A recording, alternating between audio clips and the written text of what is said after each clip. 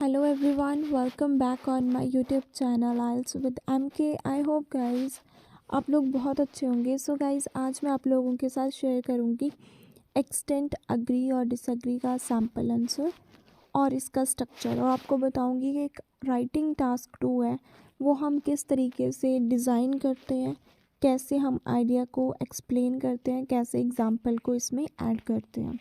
सो अगर आपको वीडियो अच्छी लगे तो चैनल को सब्सक्राइब करना. ऑनलाइन क्लासेस के लिए गिवन नंबर के ऊपर टेक्स्ट करके क्लासेस को ज्वाइन कर सकते हो. सो आज का जो हमारा क्वेश्चन है वो है type two what extent do you agree और डिसअग्री, कि आप इस क्वेश्चन से किस हद तक अग्री कर रहे हो और डिसअग्री कर रहे हो. सबसे पहले तो ये बात क्लियर करो कि जो अग्री और डिसअग्री होता है और जो एक्सटेंट अग्री और डिसअग्री है ये दोनों डिफरेंट टाइप्स होती हैं, क्योंकि बहुत सारे स्टूडेंट्स को ये ही नहीं पता कि इनमें फ़र्क क्या होता है. सो ये दोनों डिफरेंट टाइप्स होती हैं. जब भी आपको एक्सटेंट आएगा तो आपने हमेशा 70-30 लिखना है. ठीक है, मतलब आपके 3 पैराग्राफ बनेंगे एक्सटेंट वाले में. लेकिन अगर आपको अग्री और डिसअग्री आया तो आपने सिर्फ 2 ही बनाने हैं. एक्सटेंट में 3 बनते हैं, अग्री और डिसअग्री में 2 बनते हैं. इस चीज़ का आपने ध्यान रखना है. अब क्वेश्चन देखो हमारे पास क्या बोल रहा है. मैनी पीपल बिलीव दैट, बहुत लोग ये मानते हैं, countries should produce food for all population eats and import food as little as possible, कि कंट्रीज़ को खुद का फूड खुद ही प्रोड्यूस करना चाहिए, बाहर से कम मंगवाना चाहिए. आप इससे किस हद तक अग्री कर रहे हो या फिर डिसअग्री कर रहे हो. मीन्स कि अगर आप ये चीज़ मानते हो कि कम इंपोर्ट करवाना चाहिए, कम मंगवाना चाहिए, तो आप अग्री करोगे. ठीक है, अगर आप बोलोगे नहीं ज़्यादा से ज़्यादा मंगवाना चाहिए तो आप डिसअग्री करोगे. अब ये आपके विषय है, आप कौन सी साइड जाना चाहते हो ये टोटली आपके ऊपर ही डिपेंड करता है. आप अग्री साइड भी जा सकते हो, आप डिसअग्री साइड भी जा सकते हो. ये टोटली आपके ऊपर ही डिपेंड है. ठीक है, अगर कम बाय करना है तो अग्री, अगर ज़्यादा करना है तो डिसअग्री. ठीक है, सबसे पहले इसके स्ट्रक्चर की बात कर लेते हैं हम लोग. सबसे पहले आपको पता है कि इंट्रोडक्शन आती है, और इंट्रोडक्शन हमेशा 2 चीज़ों के साथ मिलकर बनती है, रीफ्रेज और थीसिस लाइन. अगर आपके इंट्रोडक्शन में ये दोनों चीज़ें हैं, आपने रीफ्रेज भी किया है और थीसिस लाइन को भी ऐड किया है, सो इट मीन्स कि आपकी इंट्रोडक्शन कंप्लीट है. जर्नल लाइन आपने इंट्रोडक्शन में नहीं लिखनी है. जर्नल लाइन वाला जो मेथड है वो पुराना मेथड होता था राइटिंग टास्क 2 को लिखने का, लेकिन जो न्यू पैटर्न है उसके अकॉर्डिंग हमने जर्नल लाइन नहीं लिखनी है. और इसमें जैसे मैंने आपको बताया कि एक्सटेंट में बनते हैं 3 बीपी. अब समझ लो कि BP1 में क्या लिखना है, BP2 में क्या लिखना है और BP3 में कौन कौन सी चीज़ें हमने ऐड करनी है. अगर हम बात करें BP1 की, जिसको हम बोल देते हैं बॉडी पैराग्राफ 1, इसमें आएगा टास्क स्टेटमेंट, एक्सप्लेन, रिजल्ट. जो आपका BP1 होगा उसमें कभी भी एग्जाम्पल नहीं आएगी एक्सटेंट वाली टाइप में. ठीक है, जब भी आप एक्सटेंट लिखोगे उसका BP1 जो होगा उसमें एग्जाम्पल नहीं आएगी. यहाँ पे देखो, जो BP1 होता है वो ऑलवेज ऑपोजिट बनता है थीसिस लाइन से. अगर आपने थीसिस लाइन में बोला कि मैं इस स्टेटमेंट से अग्री हूँ, तो आपका BP1 बनेगा डिसअग्री का, ऑपोजिट बनेगा हमेशा. अगर आपने बोल दिया थीसिस में कि मैं डिसअग्री हूँ, तो BP1 आपका अग्री का बन जाएगा. हमेशा ऑपोजिट बनेगा. इस चीज़ को आपने अपने माइंड में ज़रूर रखना है.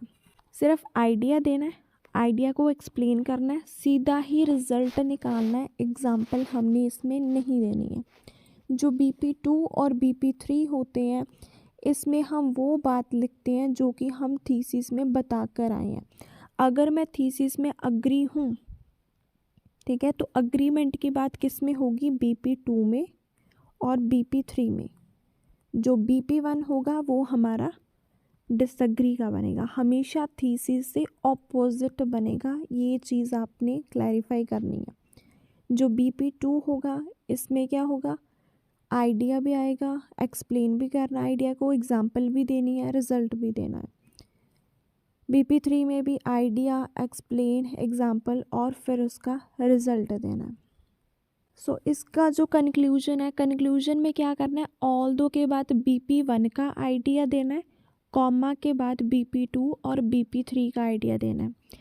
ये आप ऊपर ऊपर से समझ लो। अब मैं आपको सैम्पल आंसर बताती हूँ, फिर आपको ज़्यादा डिटेल में समझ में आएगा कि हमने किस तरीके से इसको करना होता है। ठीक है, प्लानिंग की वीडियो मैंने ऑलरेडी आपको बताई है, बस वही सारी प्लानिंग की टेक्निक्स मैंने इसमें यूज़ की है। अगर किसी बच्चे ने प्लानिंग की वीडियो नहीं देखी है, डिस्क्रिप्शन बॉक्स में उसका लिंक आपको मिल जाएगा, सो आप वहाँ से उसको चेकआउट है वो कर सकते हो। अब जो सबसे पहले सैम्पल आंसर है उसमें आएगी हमारी इंट्रोडक्शन। इंट्रोडक्शन में हमने क्या करना है, रीफ्रेज करना है और थीसिस लाइन को मेंशन करना है। अब देखो वहाँ पे हमें क्वेश्चन में क्या था कि बहुत सारे लोग ये मानते हैं कि कंट्री को खुद प्रोड्यूस करना चाहिए, इंपोर्ट कम करना चाहिए। अब ये देखो जो मैंने रीफ्रेज किया है, it is considered by majority of the indigenous. Majority of the indigenous means बहुत सारे लोग, ये बात मानी जाती है बहुत सारे लोगों के द्वारा, that a nation must maintain sufficient supply of eatable items for citizen as well as import should be reduced as much as possible। सो क्या चीज़ बताया कि जो एक नेशन है उसके पास अच्छी सप्लाई होनी चाहिए फूड की, और कम से कम करना चाहिए उनको इम्पोर्ट उनको कम करना चाहिए। मतलब जिसका मेरे को स्नानियम आता था वो मैंने चेंज कर दिया, जिसका मेरे को नहीं आता था वो मैंने सेम का सेम ही रहने दिया। ठीक है, अगर आप क्वेश्चन को पढ़ोगे और जो मैंने रीफ्रेज किया है दोनों का मीनिंग सेम है, सिर्फ मैंने सिनोनिम्स बीच में ऐड किए हैं, वोकैबुलरी बीच में ऐड किया है, मीनिंग सेम होना चाहिए। थीसिस लाइन में क्या बोला मैंने, I largely agree with this said notion and reasons I will explicate in the forthcoming paragraphs। सो मैं अग्री हूँ कि हमें कम से कम मंगवाना चाहिए फूड, और जो भी रीजंस होंगे वो मैं एक्सप्लेन करूँगी आने वाले पैराग्राफ्स में। ठीक है, हमारा रीफ्रेज भी हो गया और हमने थीसिस लाइन भी मेंशन कर दिया। अब BP1 में क्या आएगा, BP1 हमेशा बनता है थीसिस से ऑपोजिट। थीसिस में मैं अग्री हूँ और BP1 मेरा बनेगा फिर डिसअग्रीमेंट का।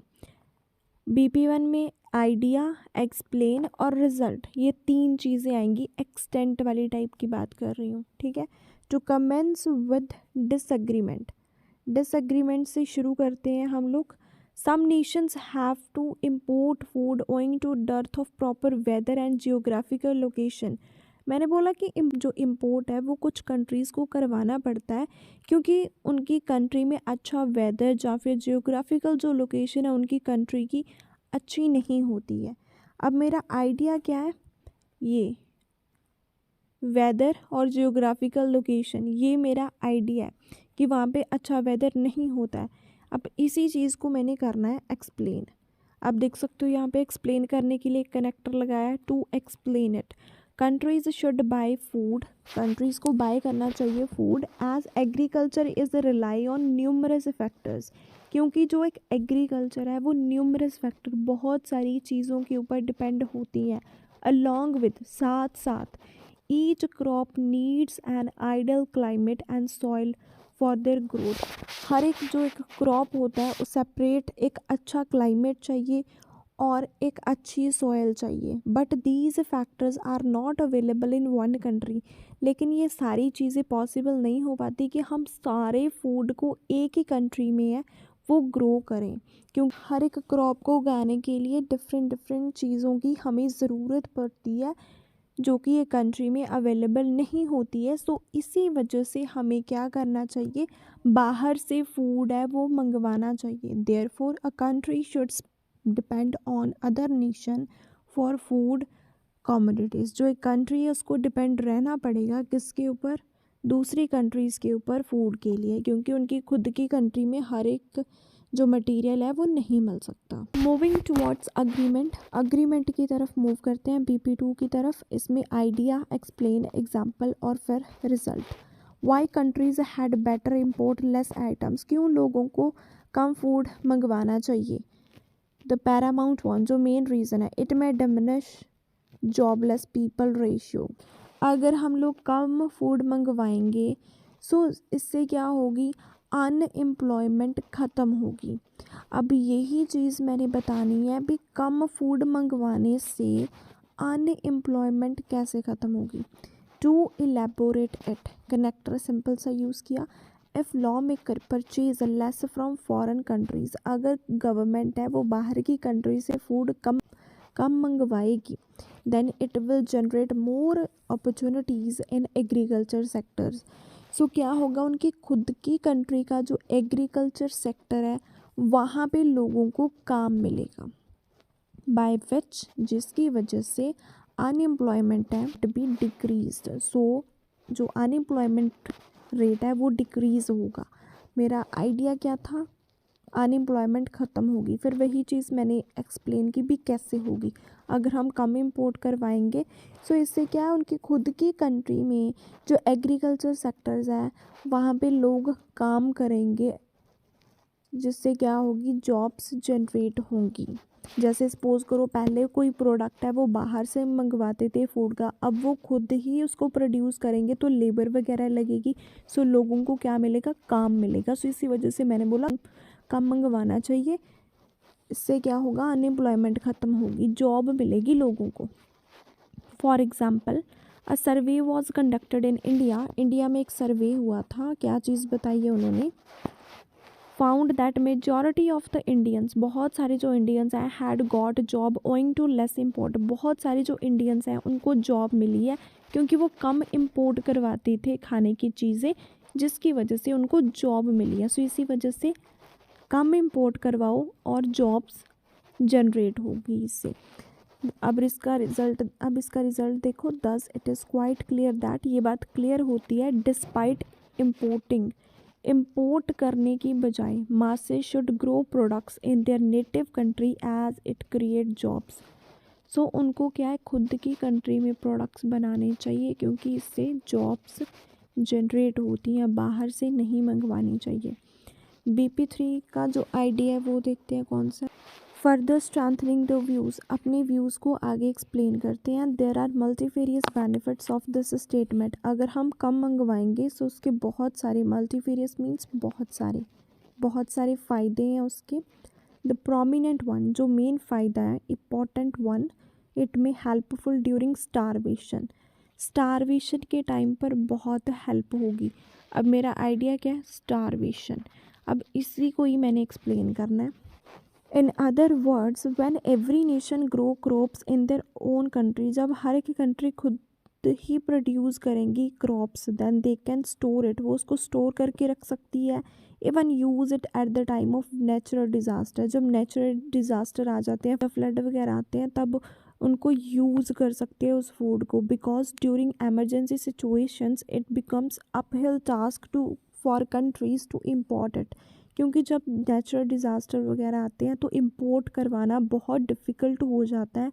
सो इसी वजह से क्या करना चाहिए, उनको खुद की कंट्री में ही प्रोड्यूस करना चाहिए ताकि एमरजेंसी के टाइम पर उनकी हेल्प हो सके। अपार्ट फ्रॉम दिस, इसके अलावा importing food usually exorbitant in price, जो इम्पोर्टिंग फूड होता है, जो हम फूड बाहर से मंगवाते हैं वो एग्जॉर्बिटेंट इन प्राइस होता है, मतलब बहुत महंगा होता है। सो इसी वजह से खुद की कंट्री में ही उनको ग्रो करना चाहिए। इसके साथ related example, to epitome, it was a headline in the newspaper में हेडलाइन आई थी, found that many individuals are growing food in their homeland since it is inexpensive, बहुत सारे जो लोग हैं वो अपनी ही कंट्री में क्रॉप्स को ग्रो कर रहे हैं क्योंकि उनको सस्ता पड़ता है। अगर वो बाहर से मंगवाते हैं तो एक्सपेंसिव होता है, लेकिन होमलैंड में अगर वो उगाते हैं तो सस्ता पड़ता है।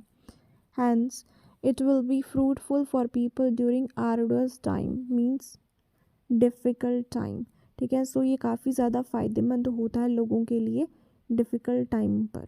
कंक्लूजन में देखो, to conclude it, although countries should import food and feed their inhabitant. अब BP1 में मैंने क्या बोला था कि उनको मंगवाना चाहिए। सो ऑल्दो के बाद BP1 का पॉइंट कि उनको फूड मंगवाना चाहिए, अपने लोगों को देना चाहिए। बट कॉमा के बाद हमने BP2 और BP3 के पॉइंट्स लिखने हैं। बट आई बिलीव दैट, लेकिन मुझे ये चीज़ लगती है, self production will not only assist in hard time but also escalate job.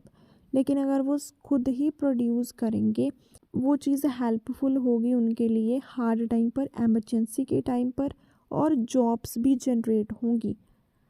अब ये जो जॉब्स वाली बात है ये BP2 में की थी, हार्ड टाइम वाली बात BP3 में की थी। सो कुछ भी न्यू चीज़ ऐड नहीं करनी कंक्लूजन में। जो आइडिया हम लोग BP1 में लिखा है, आइडिया BP2 और BP3 का ही हमने इसमें लिखना है, बस पैराफ्रेज करके लिखना है। जैसे ऊपर मैंने एमरजेंसी सिचुएशन लिखा था, अपहिल टाइम लिखा था, यहाँ पे मैंने हार्ड टाइम लिख दिया, उसका सिनोनिम उठा के हमने लिख देना है। ठीक है, कोई न्यू वर्ड हमने इसमें मेंशन नहीं करना है। आई होप आपको समझ में आया होगा। सो अगर समझ में आए तो चैनल को सब्सक्राइब एंड वीडियो को लाइक ज़रूर करना। Thank you for watching IELTS with MK।